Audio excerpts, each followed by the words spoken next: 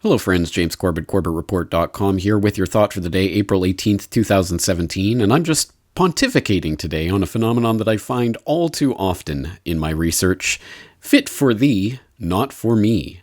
That is, those programs or ideas or products that are hawked on us by the powers that shouldn't be, even though they explicitly do not partake in them of themselves. For example, you might remember the swine flu hype of 2009. Remember that terrible swine flu pandemic that killed so many bajillions of people? Oh wait, actually it hardly killed anyone at all. In fact, less people died during the swine flu scare than normally died during a normal flu season. That's odd. Well, not so odd when you actually drill down into it. I've talked about this numerous times, so you can go back in the Corbett Report archives for more information on it. But for example, even Cheryl Atkinson at CBS was reporting on how swine flu cases were grossly overestimated when the CDC and British National Health Service and others started to realize there actually wasn't a pandemic taking place. It wasn't sweeping across and making people sick in record numbers. They actually mandated different states to stop reporting on the to stop testing for H1N1. And when you actually drill down in it, it's because they started to find that there were so many of these tests that were probable cases of H1N1 that in fact turned out to be negative when they actually ran the tests. So they stopped running the tests so that they could continue the hype. And then again, this isn't crazy conspiracy theorists talking about this. This is the Council of Europe, for example, which you might remember denounced the unjustified scare of swine flu as a waste of public money. They basically called it out, as myself and others at the time were calling it out, as specifically as a money boondoggle. The WHO, that panel that claimed the pandemic, had multiple ties to the industries that made money off the panic, of course, including the vaccine industry, which brings us to our fit for thee, not for me example. You remember this story? Government to get special swine flu vaccine. This was in October of 2009 as the phony crisis was kicking into full hype gear. And they were telling everyone, oh, you must get your vaccines. You must get your vaccines. We're going to rush along the vaccine approval process to make sure everyone has their vaccines, because what would you do without your vaccine?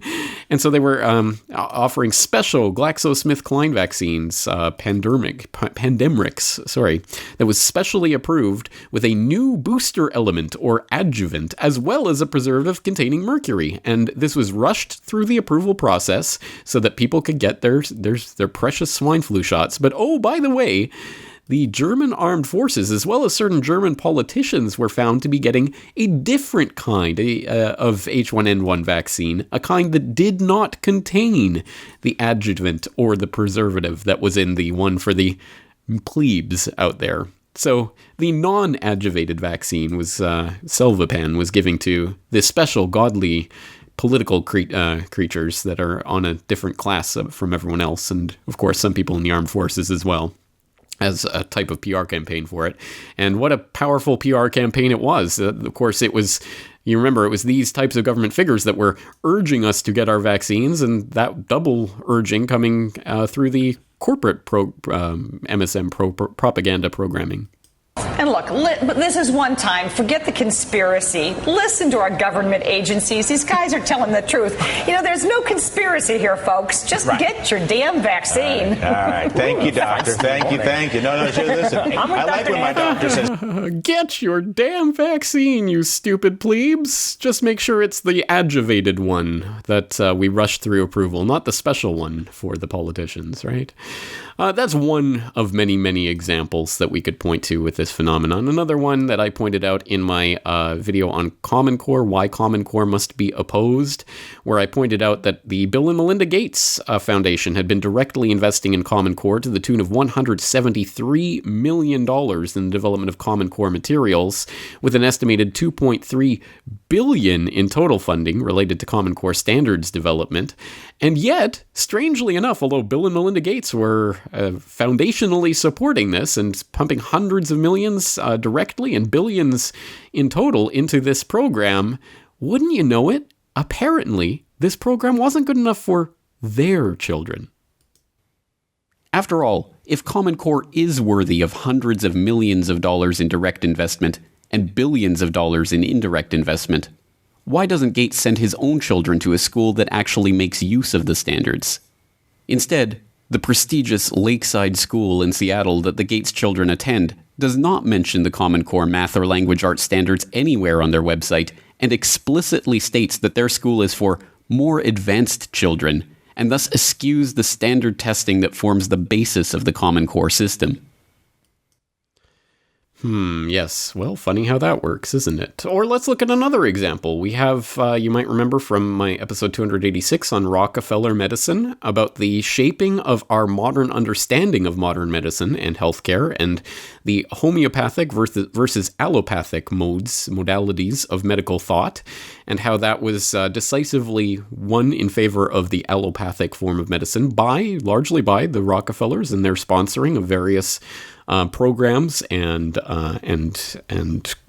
foundations and institutes and research studies and all of that decisively got rid of homeopathy as a valid, quote-unquote, form of medical care in the United States and around the world, really, through their philanthropy. And that's something further detailed in episode 310, How Big Oil Conquered the World, where, of course, we talked about Big Pharma and its rise as part of the oligarchy. But just to put another bow on that, and just to make it even more explicit, as I was doing research for the David Rockefeller biography, I was going through the Rockefellers, an American Dynasty, which is obviously a pretty mainstreamy biography, but still has some interesting nuggets, including this one about the Rockefeller Institute for Medical Research, founded by John D. Sr. in 1901 to spread the allopathic medicine, and of course largely based on oil derivatives. Oh, but that's just a side note, right? It was all about spreading peace and love and happiness and sunshine and lollipops and rainbows to the entire world.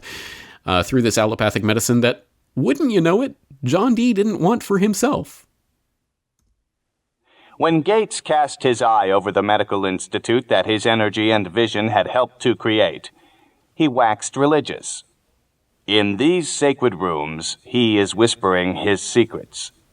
To these men, he is opening up the mysterious depths of his being, he wrote. If Rockefeller thought such thoughts, he did not express them. He continued to puzzle people, moreover, by retaining the services of Dr. H.F. Bagar, a homeopath, as his personal physician, maintaining a basic distrust in modern medicine while spending millions to sponsor its advance. Footnote.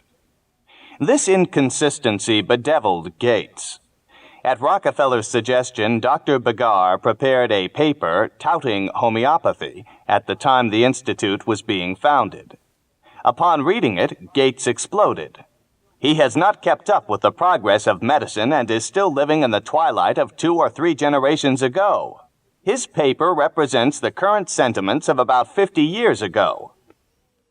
A man who can bring himself so easily to believe what he wants to believe ought to be a very happy man, and I have no doubt Dr. Bagar is.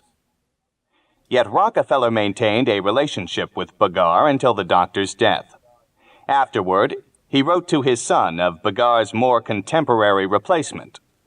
The doctor came to see me today. He wouldn't give me the medicine I wanted, and I wouldn't take the medicine he presented, but we had a lovely talk. End of footnote.